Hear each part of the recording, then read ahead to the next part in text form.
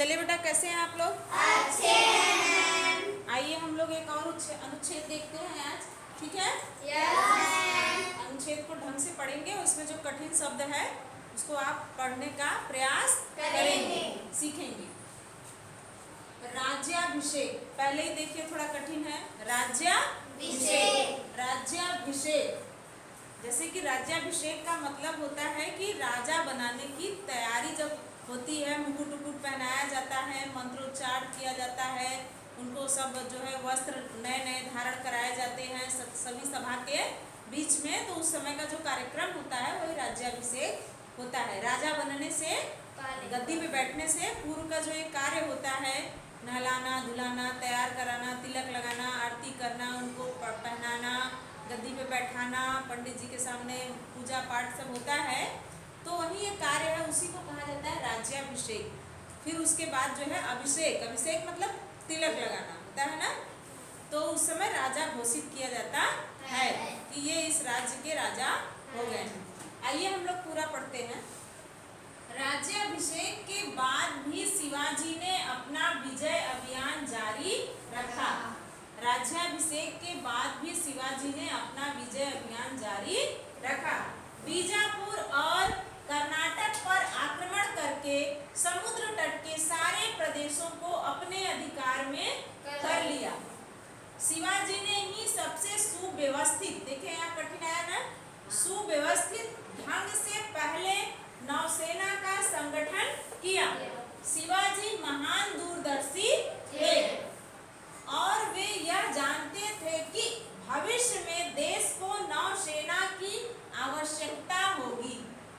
शिवाजी सभी धर्मों का सम्मान आदर करते थे। राज्य के पदों के वितरण में कोई भेदभाव नहीं रखते थे।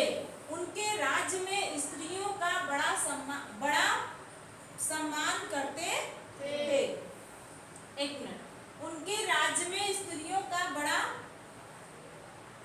कोई छूट गया है क्या? उनके राज्य में स्त्रियों का बड़ा युद्ध में, हाँ देखिए, उनके राज्य में स्त्रियों का बड़ा सम्मान था। ये शायद यहाँ छूट गया है लिखने में। युद्ध में यदि शत्रु पक्ष की कोई महिला उनके अधिकार में आ जाती तो वे उसका सम्मान करते थे और उसे उसके पति अथवा माता पिता के पास पहुंचा देते थे।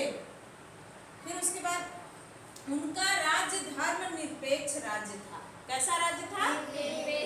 उनके राज्य में हर एक व्यक्ति को धार्मिक स्वतंत्रता थी। अत्याचार के दमन को वे अपना कर्तव्य समझते थे, इसलिए सेना संगठन को विशेष महत्व देते थे। सैनिकों की सुख सुविधा का विशेष ध्यान रखते थे। शिवाजी के राज्य में अपराधी को दंड अवश्य मिलता था। चलिए हम आप लोगों के लिए एक यहाँ पे काम कर देते हैं। इमेजिन करिए आगे क्या होगा। उनके राज्य में स्त्रियों का बड़ा, क्या आप इसको आगे क्या भरेंगे? मान लीजिए भरने के लिए आता है ना, आता है कि नहीं आप लोगों को? तो हम यहाँ कर रहे हैं उनके राज्य में स्त्रियों का सम्मान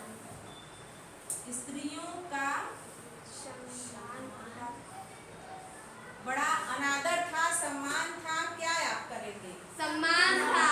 क्या करेंगे बेटा? सम्मान था। तो उस लाइन को आप लोग वहाँ पूरा कर लेंगे कि नहीं? Yes ma'am. चलिए अच्छी बात है। तो आप यहाँ पूरा इस लाइन को बना लेंगे? हाँ। चलिए, उनके राज्य में स्त्रियों का बड़ा सम्मान था, आदर सम्मान था। वो स्त्रियों को बहुत सम्मान देते थे। आइए अब हम लोग प्रश्न बनाएं और इसके उत्तर बनाएं। राज्याभिषेक के बाद भी शिवाजी ने अपना विजय अभियान जारी रखा। राज्याभिषेक के बाद शिवाजी ने अपना कौन सा अभियान जारी रखा? विजय अभियान। विजय अभियान जारी रखा। विजय अभियान को किसने जारी रखा? शिवाजी ने जारी रखा। बीजापुर और कर्नाटक पर आक्रमण करके समुद्र तट के सारे प्रदेशों को अपने अधिकार में कर लिया। शिवाजी ने कहाँ आक्रमण किया? कर्नाटक पर आक्रमण करके समुद्र तट के सारे प्रदेशों को क्या कर लिया? अपने अधिकार में कर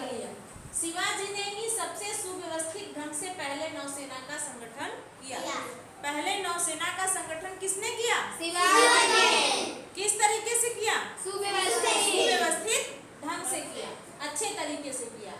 कौन से सेना का संगठन किया? नौसेना। नौसेना का संगठन किया। ठीक, शिवाजी ने क्या किया? हाँ, नौसेना का संगठन किया।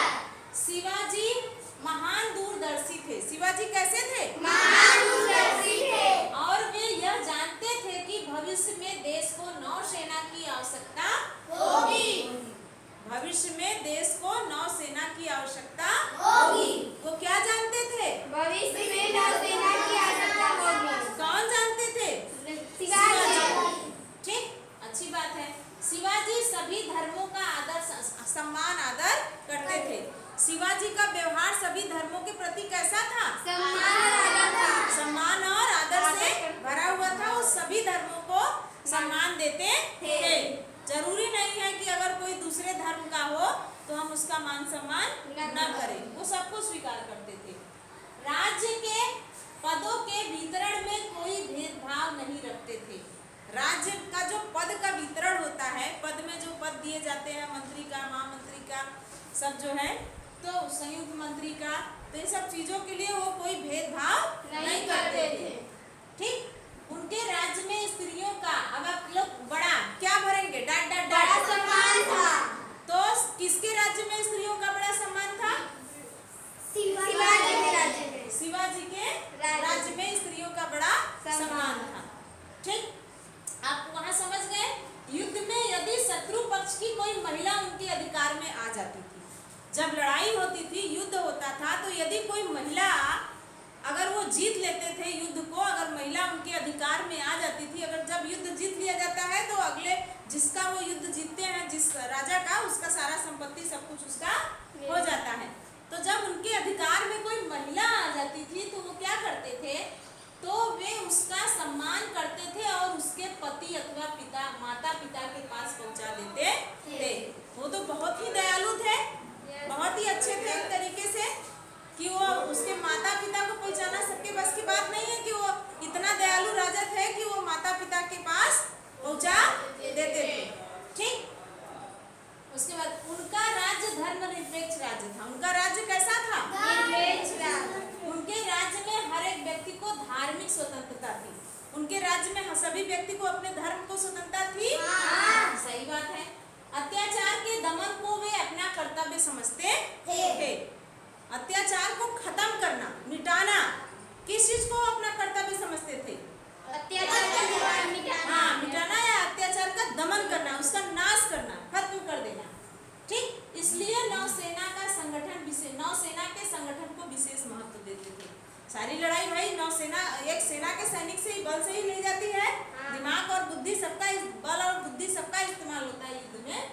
ठीक, सैनिकों की सुख सुविधा का विशेष ध्यान भी रखते थे कि सैनिकों को भोजन मिल रहा है कि नहीं, दवाएं मिल रही है नहीं कि नहीं, उन्हें सारी सुविधाएं है कि नहीं। शिवाजी के राज्य में अपराधी को दंड अवश्य मिलता था। उनके राज्य में जो अपराध करता था उनके साथ कैसा व्यवहार किया जाता था? उनको दंड अवश्य दिया जाता था। ठीक है, तो ये समझ में आ गया? ये सारी चर्चा किसके बारे में हो रही थी? शिवाजी के बारे में हो रही थी। तो ये जो है यहाँ से देखते हैं, राज्याभिषेक के बाद शिवाजी ने अपना कौन सा अभियान जारी रखा? विजय अभियान। इस तरीके से आप प्रश्न भी बनाएंगे, उसके उत्तर भी देंगे। वेरी गुड, ये समझ में